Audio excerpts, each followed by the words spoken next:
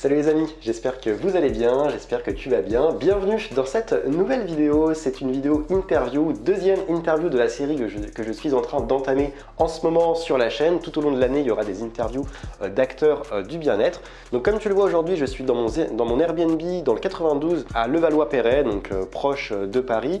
Dans 30 minutes, 1 heure, je vais rejoindre Loreley à Paris. Donc Loreley qui est une abonnée, une amie, qui est devenue une amie puisque on se parle depuis 2 ans maintenant. Et surtout, Loreley est une coach de vie et sophrologue. Donc après avoir interviewé, dans la première interview, on parlait de flottaison, on parlait de techniques naturelles pour se régénérer, pour mieux dormir, pour lutter contre le stress. Là, avec Loreley, on va parler sophrologie, on va parler également développement personnel, mais également sophrologie, donc avec tout ce que cela implique. Ça implique de la respiration, la visualisation, le fait également de bien connaître ses ressources, de trouver un équilibre dans sa vie. J'ai beaucoup de questions à poser à Loreley. Je vais donc prendre le métro, je vais aller la rejoindre à Paris.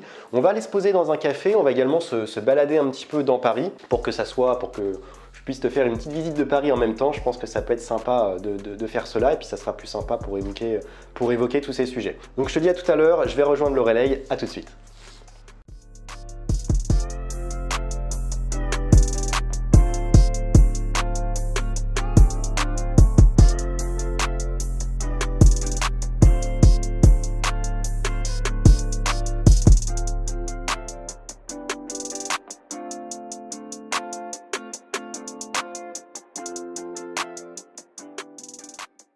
Juste avant de rentrer dans le vif du sujet et de te présenter cette interview, je te rappelle comme d'habitude que tu peux accéder à mes ressources gratuites et elles sont nombreuses, et notamment si tu souffres aujourd'hui de stress chronique, de fatigue chronique, que tu as des problèmes de sommeil, que ta charge mentale ne cesse de s'accentuer, que tu as du mal à trouver un équilibre de vie et que de manière globale tu es totalement épuisé par ce train de vie.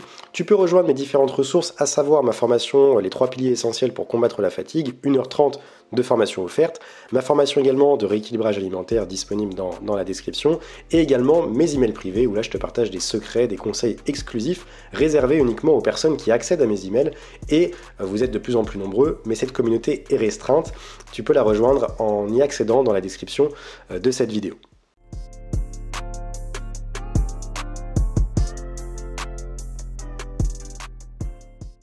Alors cette semaine je suis à Paris et j'en ai profité pour rencontrer Loreley qui est parisienne également, enfin de la région parisienne. Loreley c'est une élève depuis pas mal de temps, une abonnée depuis pas mal de temps, c'est devenu aussi une amie et surtout c'est une coach en développement personnel et sophrologue. Malgré ton jeune âge, puisque tu as 21 ans, et non pas 22 parce que je me suis trompé sur la présentation, t'as quand même un sacré bagage puisque t'as un diplôme de coach sportive il me semble, t'es également diplômé en sophrologie et t'es également aujourd'hui coach de vie, donc on verra tout à l'heure ce que tu fais exactement. Ce qui est bien c'est que t'as une approche qui est portée plutôt sur le corps, donc sur l'acceptation du corps, sur les problématiques également qui sont liées aux troubles du comportement alimentaire, à la timidité, donc à l'acceptation de soi de manière générale. Donc ça peut se rapprocher aussi des questions de troubles anxieux, d'anxiété, et ça se rapproche forcément du burn-out. C'est du coup sur ce volet-là que je vais m'intéresser aujourd'hui, de poser des questions qui ont plutôt attrait sur le volet émotionnel, et on va parler donc d'anxiété, de stress, comment gérer tout ça. Et c'est bien parce que c'est un peu différent de mon approche où moi je parle beaucoup je pars du corps en fait, de l'hygiène de vie, de l'alimentation du corps. Là on va plus pouvoir s'intéresser au volet émotionnel, donc je pense que ça va aider pas mal des abonnés. Ce qui est bien c'est que du coup aujourd'hui tu vas pouvoir nous apporter des outils qui portent donc sur la personnalité des personnes, et on pourra apprendre à mieux se connaître, sur également l'acceptation de soi, sur le lâcher prise, sur comment également réduire drastiquement son anxiété, le stress chronique, etc. J'ai beaucoup de questions à te poser. Ce qu'il faut savoir, c'est que la plupart des personnes qui nous regardent sont concernées par tout ce qui est perte de sens dans leur vie, sur les angoisses à répétition, par un niveau de stress également qui est important, qui est même devenu chronique, par des peurs, par des angoisses, par pas mal de choses qui sont reliées à ça, par des difficultés aussi à trouver un équilibre entre la vie pro et la vie perso. Et ça, j'ai pas mal de questions sur ça également. Donc comme je sais que tu parles beaucoup de troubles alimentaires aussi, j'aurai 2-3 questions à te poser à la fin de l'interview pour qu'on puisse aborder ce sujet-là, parce que j'ai une formation sur l'hyperphagie boulimie et je parle pas mal de temps en temps aussi, j'essaye dans l'année de reparler un peu des troubles alimentaires parce que c'est quelque chose que j'ai pas mal abordé sur Terre et Bien-être. Donc ma première question, c'est, vu que toi tu es vraiment tourné sur la sophrologie, est-ce que les éléments, enfin les outils que tu as aujourd'hui en ta possession grâce à ta formation de sophrologie, est-ce que ces outils-là ils t'aident à te régénérer plus rapidement malgré ton mode de vie qui est très actif? Parce que pour les abonnés, je rappelle que tu es coach, tu travailles également cette année dans un coffee shop. Donc là on est dans un café à Paris, c'est pas le café où tu travailles, c'est un autre café. Et tu fais également du coaching. Donc du coaching, ça porte sur quoi principalement le coaching que tu fais? Coaching de vie et principalement oui ciblé sur la perte de poids, mais la perte de poids saine, la perte de poids où justement on évite de tomber dans les troubles alimentaires, et également j'aide les personnes à se sortir de leurs compulsions alimentaires et qui ont un petit peu une relation toxique avec leur corps et la nourriture. Voilà, c'est plus dans ce domaine-là que j'accompagne. Donc pour revenir à ma question, donc oui, tu fais plus du coaching sur la perte de poids et les troubles alimentaires, du coup donc c'est intéressant, on pourra rebondir dessus à la fin de l'interview. Donc ma question c'était, est-ce que toi, malgré ce mode de vie-là, le fait que tu aies quand même beaucoup de travail, est-ce que tu utilises tes outils de sophrologie pour te régénérer plus rapidement et pour pouvoir garder les ressources que tu as à disposition, pour tenir finalement? Bien sûr. Alors, bien évidemment, les outils en sophrologie aident. Donc, tout ce qui est la respiration, la méditation, voilà, clairement, c'est des outils qui sont essentiels pour justement être plus apaisé, être plus dans le moment présent, être plus connecté.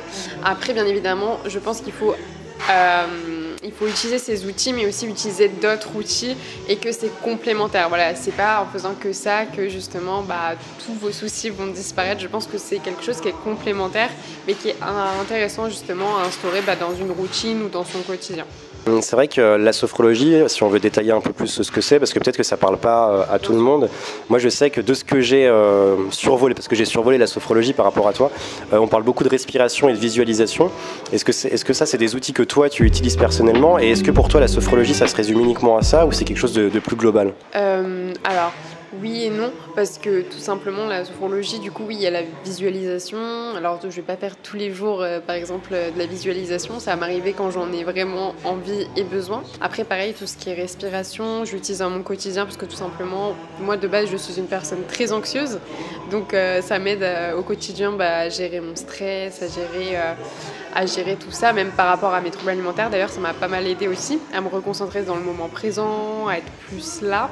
En grande partie, oui, parce que la sophrologie, pour moi, c'est vraiment plus un outil qu'une thérapie. Après, bien évidemment, je trouve que c'est intéressant justement de le compléter avec du coaching pour travailler derrière plus sur la partie mentale. Mais surtout, la sophrologie, on va travailler sur le subconscient et l'inconscient, en fait. Et instaurer justement des nouveaux mécanismes par rapport, par exemple, à des traumatismes, à des peurs, à des stress, à des phobies, et essayer de travailler ça en interne, en fait. D'après ce que tu me dis, quand tu parles de reprogrammation du subconscient, etc., moi je pense un peu à la PNL du coup. Ouais. Et c'est vrai que souvent, alors moi j'ai un programme d'ailleurs qui s'appelle Mental Off. Pour les personnes qui sont intéressées, ça permet de réduire la charge mentale. Et justement, j'ai tout un module où je partage des exercices de sophrologie et de PNL, parce que pour moi, il y a un lien entre les deux. Et en termes d'objectifs, en fait, on arrive à avoir, disons, par exemple, pour quelqu'un qui a une charge mentale très importante, c'est vrai que je pourrais pas conseiller plus la sophrologie que la PNL, parce que finalement je trouve qu'il y a des choses qui se ressemblent. Toi, qu'est-ce que tu penses de ça? Quelle est la différence entre la sophrologie et des exercices de programmation neurolinguistique? Alors, je te dirais que la programmation neurolinguistique, elle va être plus peut-être branchée sur justement la conscience, plus ce qui est de l'ordre de ce que l'on voit, ce qu'on arrive justement à visualiser. La sophrologie, ça va être plus sur l'inconscient en fait, sur des choses que tu n'as pas conscience, sur des choses qui sont profonde. Après, la PNL et la sophrologie, oui, ça peut totalement correspondre. Après, je pense qu'il faut se diriger tout simplement vers ce qui nous correspond le mieux, qu'il n'y a pas de méthode meilleure qu'une autre, et que tester les deux, ça peut être intéressant pour savoir ce qui est le plus adapté pour nous. Il y en a, la sophrologie, ça ne va pas du tout les aider, alors que la PNL, si, et inversement, en fait. Je pense qu'il n'y a pas de meilleure solution qu'une autre, très clairement.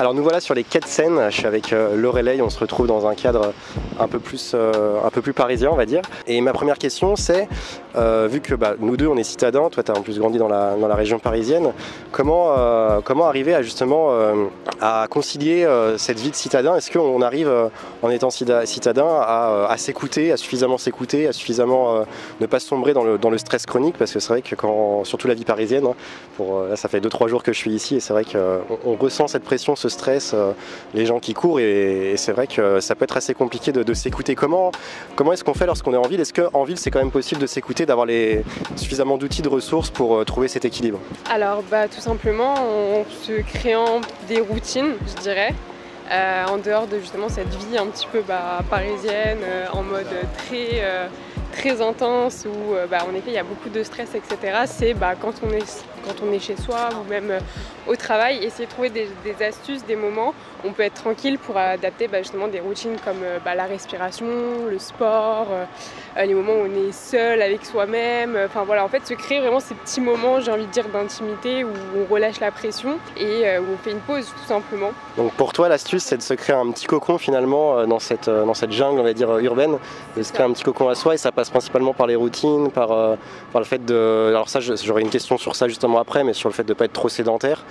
Bien que ça peut paraître un peu paradoxal parce que on parle de sédentarité en ville, mais finalement on est amené à beaucoup marcher, à beaucoup se déplacer, à beaucoup penser finalement. Donc c'est vrai, est-ce que, du coup je vais pouvoir te la poser maintenant.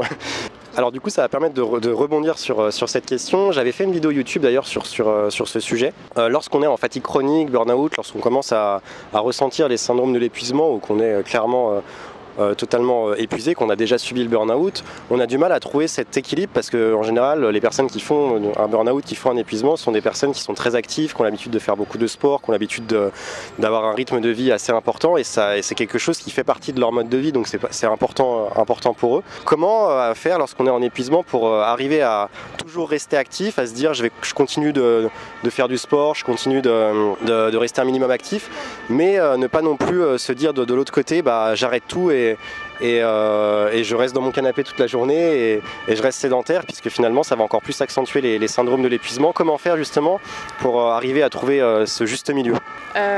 Déjà c'est se tourner vers des sports justement qui vous conviennent, je dirais, qui vous font plaisir, pas un sport où vous forcez à faire du sport comme c'est très à la mode, aller en salle de musculation, etc.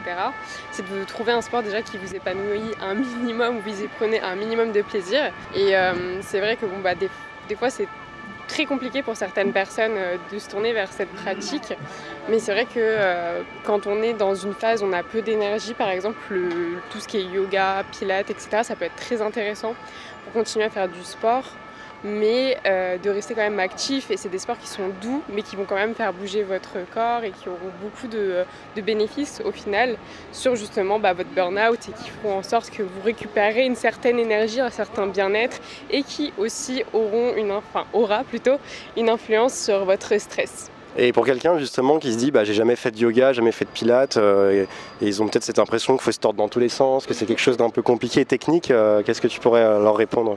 Tout simplement que c'est comme tout sport, ça s'apprend. Je pense que quand on vient pour la première fois dans une salle de sport, c'est jamais simple de savoir comment faire les mouvements basiques, comme les squats, les pompes, etc. Et le yoga c'est pareil, ça s'apprend et il y aura toujours des options pour adapter justement les postures pour ceux qui n'arrivent pas à faire les postures comme les pros. Moi-même j'étais débutante un jour, donc je sais très bien de quoi je parle.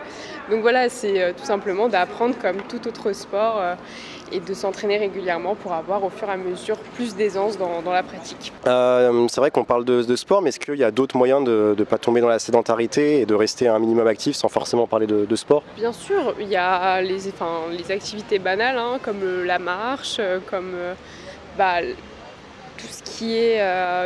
toutes les choses basiques, prendre ses escaliers plutôt que son ascenseur. Si vous habitez justement en région parisienne ou dans une ville où il y a les métros, les bus, etc., c'est de plutôt privilégier les trajets à pied ou à vélo et limiter un peu plus les transports. D'ailleurs, c'est plus écologique aussi. Alors là, on parle d'activité au niveau physique, mais c'est vrai qu'il y a aussi le fait, lorsqu'on fait un burn-out et les personnes qui sont en fait en phase d'épuisement, c'est souvent des personnes qui sont très... on va reparler d'hypersensibilité flexibilité tout à l'heure, mais des personnes qui ont énormément de créativité, qui ont ce besoin de stimulation intellectuelle. Et est-ce que tu aurais également des conseils, parce que je sais qu'il y a des personnes, par exemple, lorsqu'elles doivent se mettre en arrêt maladie et qu'elles doivent arrêter leur travail, elles ont l'impression que tout s'écroule finalement. Et est-ce que tu aurais des conseils pour ces personnes-là, pour qu'elles arrivent à continuer à se stimuler intellectuellement, parce que je pense que ça participe aussi à leur régénération. Qu'est-ce que tu pourrais leur donner comme conseil et comme pratique? Tout simplement de se tourner vers des activités pareilles, découvrir de nouvelles activités, de nouvelles pratiques. Ça peut être le dessin, ça peut être la peinture, ça peut être le développement personnel, ça peut être lire des livres qu'elles n'ont jamais lus ou regarder des films qu'elles n'ont jamais vus mais qui ont un sens derrière. Ça peut être s'intéresser à de nouvelles choses, tout simplement explorer et se dire que c'est plutôt un nouveau départ plutôt qu'une fin. Parce que c'est oui une fin mais aussi un nouveau départ, et si vous êtes tombé en burn-out, c'est que votre vie actuelle, sûrement en tout cas votre profession, ne vous convient plus d'une certaine manière. Donc c'est trouver en fait qu'est-ce qui vous plaît, qu'est-ce qui vous tient vraiment à cœur, et pour trouver ça tout simplement c'est explorer différents domaines, explorer différentes choses et différentes activités. Donc pourquoi pas se lancer dans des cours de danse, de chant, de n'importe quoi en fait, de ce qui vous donne envie, ce qui vous interpelle, la cuisine, pourquoi pas aussi. Voilà, c'est tout simplement se donner des petits objectifs comme ça, de tester chaque jour ou chaque semaine une nouvelle activité. Alors j'ai une question, parce qu'on est là à l'heure actuelle où on tourne cette vidéo, on est au mois d'octobre. Alors je pourrais même pas te dire la date parce que je suis un peu perdu par rapport aux dates.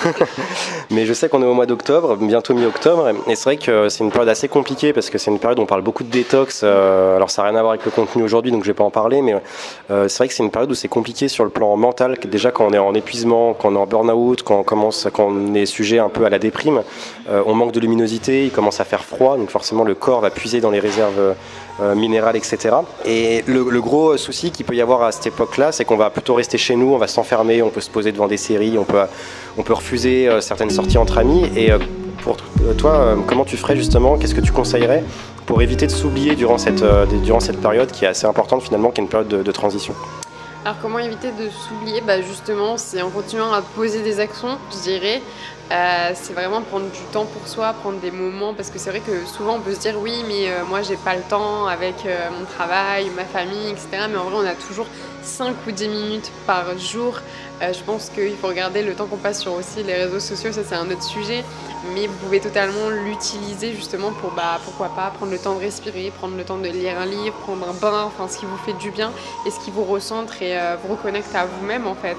Parce que je pense qu'on est dans une société, on est très déconnecté de la réalité du moment présent et que c'est important aujourd'hui de pouvoir se reconnecter à des choses simples où on est vraiment présent avec nous-mêmes et pas en train de regarder ces réseaux ou autres quoi.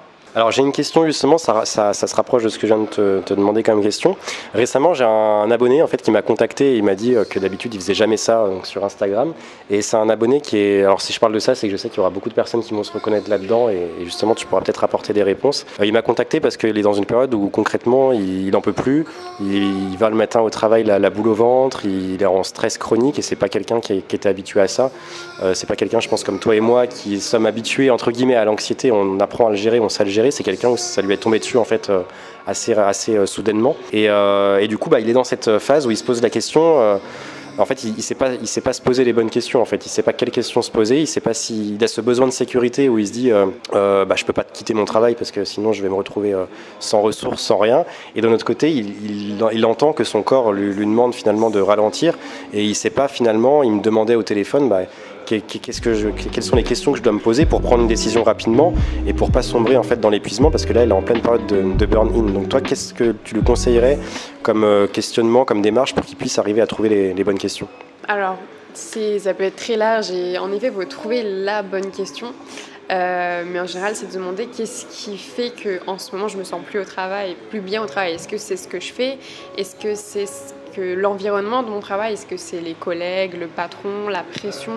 Ou qu'est-ce que j'aime dans ce travail de base? Pourquoi j'ai commencé ce travail? Qu'est-ce qui a fait que je suis rentrée dans ce travail? Qu'est-ce qui me passionnait? Est-ce que je suis aussi en cohérence avec les valeurs de l'entreprise? Parce que des fois on se rend pas compte, mais on travaille dans une entreprise où on n'a pas du tout les mêmes valeurs et du coup on va se sentir un petit peu en décalage et ça peut vraiment nous mettre mal à l'aise, surtout qu'on a plein de projets à gérer par rapport à ça. Donc la réalité, c'est pas d'avoir peur de quitter son travail, parce qu'en réalité on peut quitter son travail et trouver un autre travail, même si c'est pas le même travail ou au même échelon, mais vaut mieux très clairement faire une pause ou demander même à son médecin un arrêt maladie tout simplement de 3 semaines ou de 2 semaines, surtout si c'est un burn-out, hein, parce qu'au bout d'un moment de rester, de se forcer à aller et continuer à aller au travail, ça va seulement finir à ce que le burn-out va durer peut-être 3 mois de plus en fait que s'il aurait duré seulement 1 mois, de se forcer à continuer comme ça dans ce mal-être. Donc moi je pense qu'il vaut mieux dire ok, je prends soi-même, ça peut être aussi 2 semaines de vacances, et se dire je prends du recul, je prends du temps pour me poser les bonnes questions. Qu'est-ce qui me dérange dans mon travail? Qu'est-ce qui ne va pas? Est-ce que c'est vraiment que mon travail qui me pose souci, ou est-ce que dans d'autres domaines de ma vie il y a des choses qui ne vont pas aussi? Et essayer d'aller chercher et d'aller creuser. Alors on sait que 30% de la population française se considère hypersensible. Alors c'est vrai que moi c'est un terme, bon, j'en ai beaucoup parlé pendant pas mal de temps. Maintenant j'évite de trop l'utiliser parce que certaines personnes m'ont dit que c'est vrai que ça te met forcément dans une case. Et je suis totalement d'accord avec ça. Néanmoins, je pense que de nos 2 audiences, parce que tu crées aussi du contenu, hein, tu as une audience également, je tiens à le préciser, on rappellera tout à l'heure tes différents réseaux sociaux. Je pense que nos audiences respectivement sont majoritairement, se retrouvent en tout cas dans les caractéristiques de l'hypersensibilité, des hauts potentiels aussi, ce genre de caractéristiques-là. Et c'est vrai que quand on est hypersensible, on a souvent des grosses montées émotionnelles et des grosses descentes émotionnelles, et ça on continue finalement dans une journée. Ma question, alors ça va pas être une question trop basique, je vais pas te dire est-ce que c'est normal, comment on fait pour surmonter ça. Ma question, ça va plutôt être de savoir est-ce qu'il faut tenter d'atténuer ces vagues émotionnelles, ou est-ce qu'il faut plutôt tenter de les accueillir au mieux et essayer de se débrouiller, de se démerder entre guillemets au mieux avec ça, puisqu'on sait que finalement on peut pas changer notre personnalité. Alors en effet, comme tu l'as très bien dit, on ne peut pas changer notre personnalité, et surtout, une émotion, voilà, c'est physiologique quand même, donc c'est très dur de changer sa physiologie, quoi. Donc bien évidemment, ça va être de l'accueillir et essayer de la vivre au mieux, de trouver des astuces qui font qu'on vive au mieux ses émotions. Après, c'est pas non plus le but, parce que aussi c'est un peu la mode justement de apprendre à accueillir les émotions et forcément trouver un moyen de la traverser différemment, mais des fois si c'est simplement de pleurer pendant 3 heures, c'est ok, hein. Donc des fois c'est simplement juste laisser vivre le moment et pas avoir honte de vivre le moment, parce qu'il y en a qui ont beaucoup peur aussi de pleurer en société, d'exprimer leurs émotions en société parce que c'est un peu tabou. Après, c'est ne pas avoir honte de ça, et oui, moi je dirais c'est d'apprendre à trouver des choses qui vous aident en fait. Chacun est différent, donc il y a plein de techniques différentes pour justement vivre au mieux une émotion, quoi. Est-ce que c'est pas plus important de comprendre son émotion que de l'accepter finalement? Parce que si on accepte, on va pleurer, on va s'énerver, mais derrière, si on comprend pas l'origine de cette émotion, on n'y gagne pas grand-chose. Qu'est-ce que tu penses de ça? Oui, bien sûr, oui. Le but, c'est de trouver l'origine. C'est clair que, notamment par exemple, comme être triste dans la tristesse et qui peut déboucher à une dépression même, par exemple, c'est intéressant de trouver l'origine pour justement éviter de tomber en dépression avant. Mais oui, c'est toujours intéressant de se demander pourquoi, qu'est-ce qui fait qu'aujourd'hui je me sens mal, qu'est-ce qui fait qu'aujourd'hui je suis triste, qu'est-ce qui se passe en fait exactement. Et comment on fait justement pour arriver à comprendre ces émotions? Est-ce qu'il y a des questions particulières à se poser? Est-ce qu'il y a des ressentis particuliers à adopter? Est-ce qu'il y a des techniques à réaliser pour mieux comprendre ces émotions? Parce que c'est vrai que lorsqu'on on a des fortes émotions, même si on arrive à comprendre l'origine de l'émotion, on ne sait pas exactement comment faire pour éviter que ça se reproduise. Alors moi j'aime bien utiliser un outil qui est le TCC. Je ne sais pas si tu connais, mais moi je suis un peu aussi dans la psychologie, j'ai pas mal étudié là-dedans et fait des formations aussi de ce côté-là. Et la première chose, c'est d'identifier les émotions qu'on ressent. Donc des fois ça peut être un peu dur de mettre des mots dessus, donc moi ce que je propose c'est vraiment de regarder une liste et de dire ok, moi je ressens ça, ça, ça, et se poser la question à quelle intensité je ressens parce que, par exemple, dans un événement, on peut ressentir plusieurs émotions. La colère, la frustration. Par exemple, j'ai raté mon métro. Bon, bah voilà, je suis en colère. Je suis triste parce que j'en avais marre de cette journée. Voilà, la frustration parce que je voulais rentrer chez moi. Et c'est de noter l'intensité, se demander c'est quoi les pensées qui nourrissent cette émotion, justement, parce que quand on est en colère, c'est qu'on a des pensées qui nourrissent cette colère derrière. Donc c'est qu'est-ce qu'on se dit, en fait, derrière.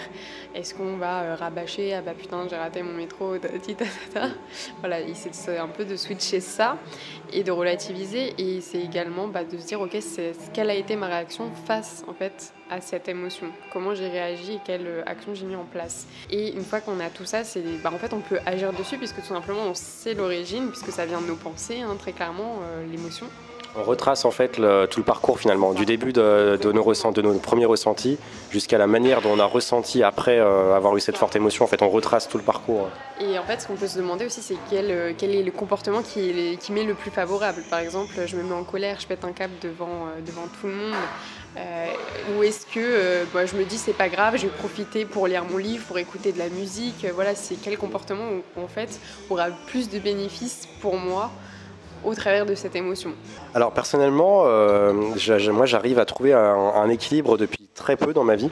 On va parler un peu d'équilibre là parce que je pense que ça peut être important. On a parlé d'émotion, donc là on va switcher sur ça. Je pense que c'est quand même relié. C'est vrai que j'ai fait un burn-out il y a 3 ans.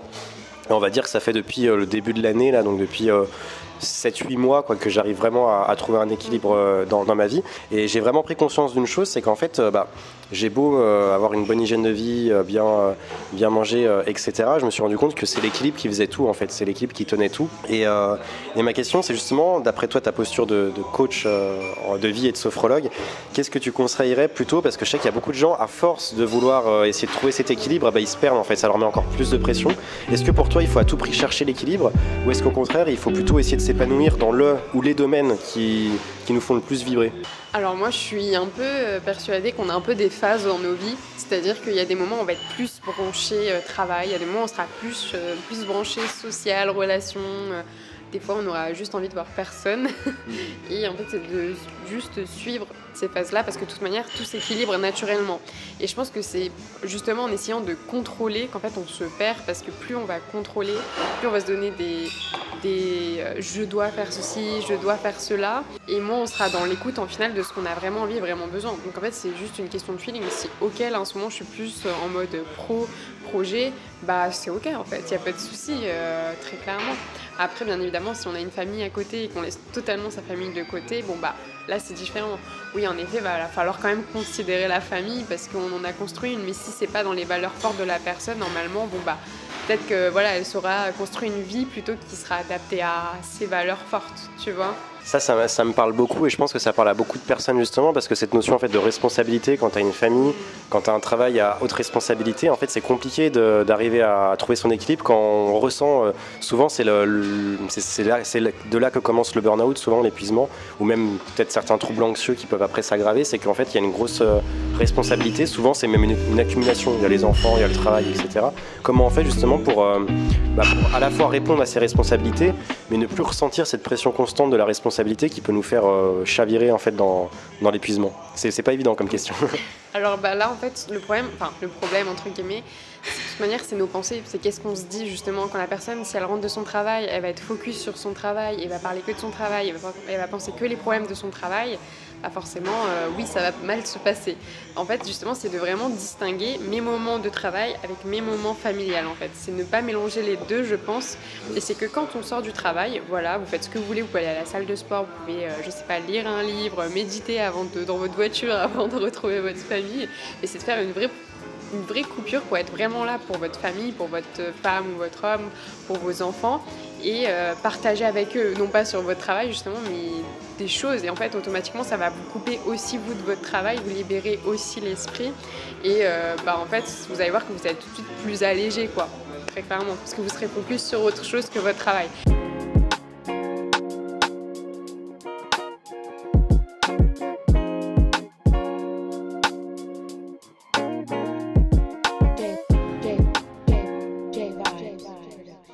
Alors là, c'est vrai que tu parles du fait de ne pas se plaindre, etc. Et moi, ça me fait penser aux relations toxiques, parce que lorsqu'on a quelqu'un qui se plaint au quotidien, ça peut rentrer dans une relation toxique. Après, il y a bien plus de choses qui font qu'une relation devient toxique, bien entendu. Il y a une confrontation de valeurs, il y a certains manques de confiance, enfin, il y a beaucoup de choses qui peuvent rentrer en jeu.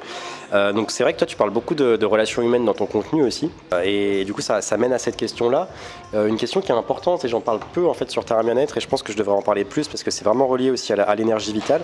À quel moment on peut savoir qu'une relation va venir pomper notre énergie, saper notre énergie, et surtout à quel moment on peut savoir que c'est dû à notre entourage, à des relations, ou c'est peut-être dû à autre chose? Comment on sait que si on manque de vitalité, c'est dû potentiellement à des relations toxiques parce qu'on voit qu'il y a quelque chose qui ne va pas, ou comment on peut savoir que ça vient d'autres éléments qui peuvent être le travail, qui peuvent être le fait de ne pas assez s'écouter, ce dont on a parlé finalement tout à l'heure. Alors, comme tu l'as dit, de toute manière, il y a deux éléments. C'est que déjà, on le ressent en termes d'énergie, hein, et on le voit. C'est-à-dire quand, par exemple, vous sentez faible en énergie à chaque fois que vous rentrez à la maison parce que votre partenaire, il vous critique, parce que votre partenaire, il vous demande ceci, cela, et que ça commence à vous monter par-dessus la tête, il n'y a pas mille questions à se poser, quoi. Des fois, c'est l'évidence, c'est juste qu'on n'a pas envie parce qu'on a peur de quitter l'autre, parce qu'on a peur de se retrouver seul, on a peur, et on se dit, ouais, mais c'est peut-être moi qui ne fais pas assez d'efforts, donc voilà, en vrai, on le sait très bien que cette relation, elle n'est pas saine du tout. Après, oui, il y a d'autres impacts, il y a d'autres choses qui peuvent influencer votre vie, mais c'est de vous dire déjà, je travaille sur ce domaine où je sais qu'il y a un souci, et après, je verrai les autres. Après, vous pouvez vous faire un tableau en mode travail, famille, social, etc. Et sur une échelle de 1 à 10, noter comment vous vous sentez, qu'est-ce qui pourrait être mieux, qu'est-ce qui vous dérange, et faire le clair, en fait, avec vous-même.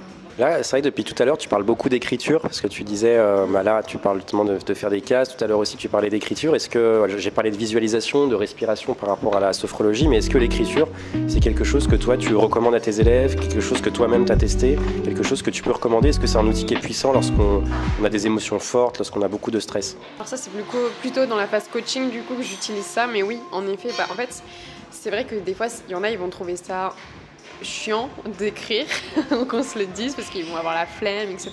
Je suis un peu comme ça, moi, j'aime pas trop écrire. Moi aussi, au début, j'étais là en mode vas-y, c'est bon, je fais dans ma tête, ouais, là je ressens ci, là je ressens ça. Sauf qu'en fait, on conscientise pas pareil que si on écrit. En fait, quand on écrit, on va vraiment se poser, on va vraiment se relire et se dire ah ouais, c'est vrai que là, j'avais pas vu que j'avais ça et ça en fait comme pensée, et ça c'est embêtant. Alors que si on se le dit mentalement comme ça, on va passer vite fait bien fait devant, mais ça va pas avoir un réel impact en fait. Mais c'est vrai que ça demande de faire un effort de prendre le temps d'écrire. Après, ça peut être sur votre téléphone aussi, hein. Moi, ça m'arrive des fois avant, je faisais beaucoup de crises d'angoisse dans les transports. J'écrivais sur mon téléphone auquel je suis angoissée, quelles sont mes pensées, quelles sont mes croyances, et quels sont les faits qui contredisent mes croyances et les faits qui affirment cette croyance de oui, je vais mourir. Et ça m'aidait vachement, et j'étais pas là en train d'écrire sur ma feuille. Voilà. Ouais. Ça met 2 secondes et ça aide beaucoup à prendre du recul en fait.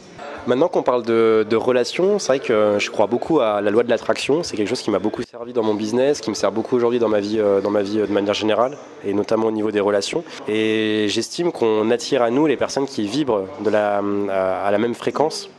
Donc par exemple, si on est quelqu'un qui a sans arrêt cette habitude de se plaindre, etc., on va forcément attirer des gens qui sont aussi dans cette énergie-là. Si on est quelqu'un qui a l'habitude d'avoir une forte valeur liberté, on va attirer des gens aussi qui ont cette envie de liberté, etc. Et en fait, on se cale sur la fréquence des personnes.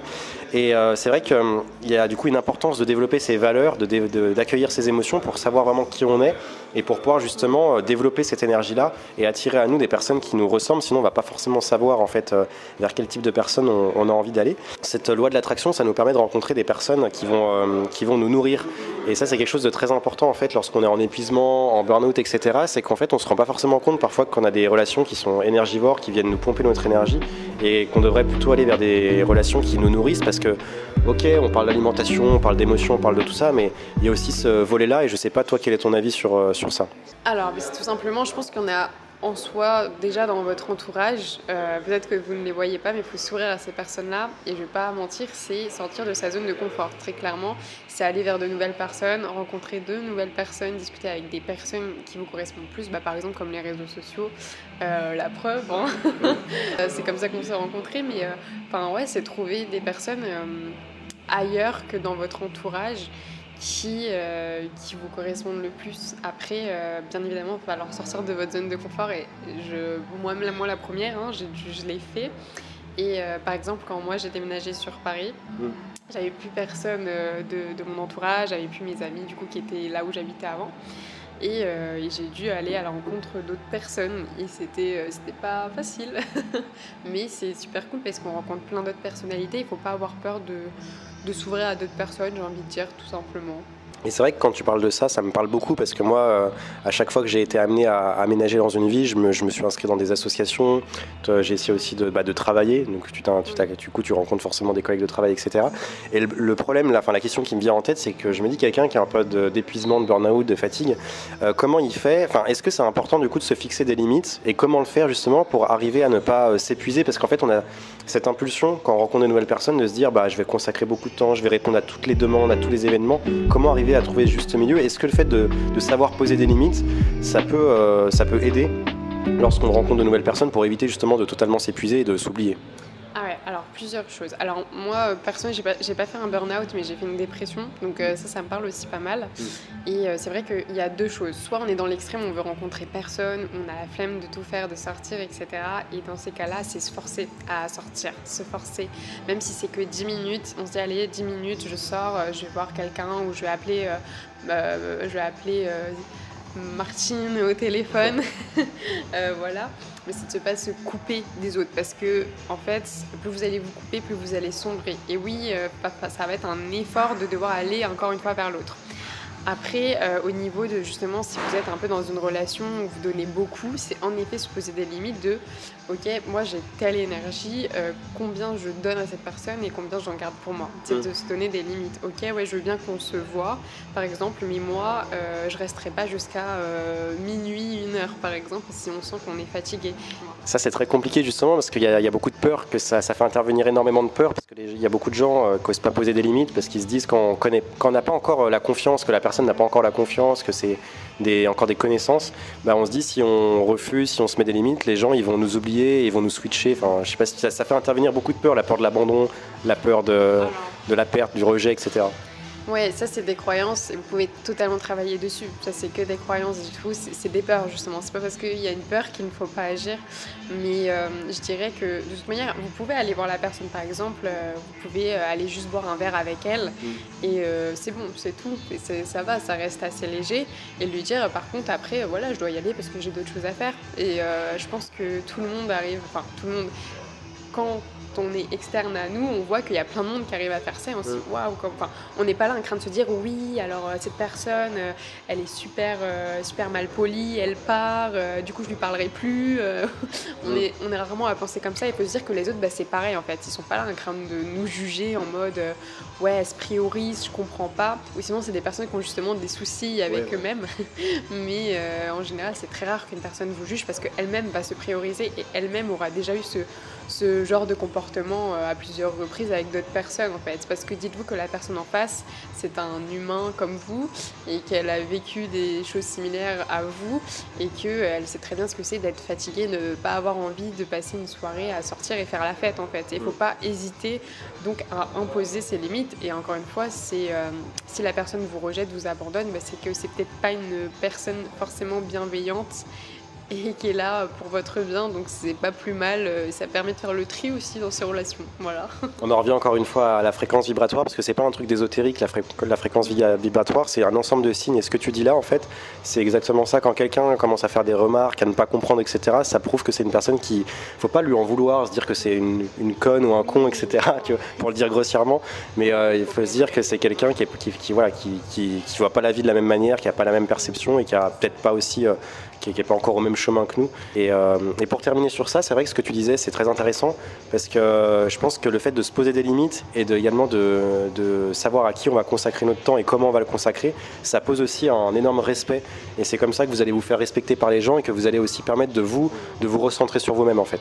Ouais, parce qu'en plus je rajouterais à ça que justement quand on n'est pas assez, quand on s'assume pas assez, quand on n'ose pas assez s'imposer, et ben en fait justement des fois ça va engendrer du rejet des autres parce que les autres ils ont envie que vous vous affirmez un peu plus, parce que être en face de quelqu'un qui décide jamais, qui dit jamais ce qu'il pense, qui est toujours dans je copie un petit peu l'autre pour pas le déranger, bah ça peut être en fait dérangeant pour celui qui est en face, et en plus de ça justement le mettre mal à l'aise et même pas savoir qui vous êtes en fait, parce qu'au final il apprend pas à vous connaître et la personne en face elle est comme vous, elle a envie d'un échange, parce qu'une relation en fait c'est un échange tout simplement de personnalité, d'expérience, et c'est ça qui crée une belle relation. Alors si vous n'êtes pas dans l'échange et dans l'échange de votre personnalité, eh bien il n'y a pas cette relation forte qui se crée en fait, parce que la personne en face c'est pas vraiment qui vous êtes, ce que vous pensez, et ça met en quelque sorte mal à l'aise, et c'est ça justement qui peut engendrer du rejet, de l'abandon, parce que la personne elle se dit bon bah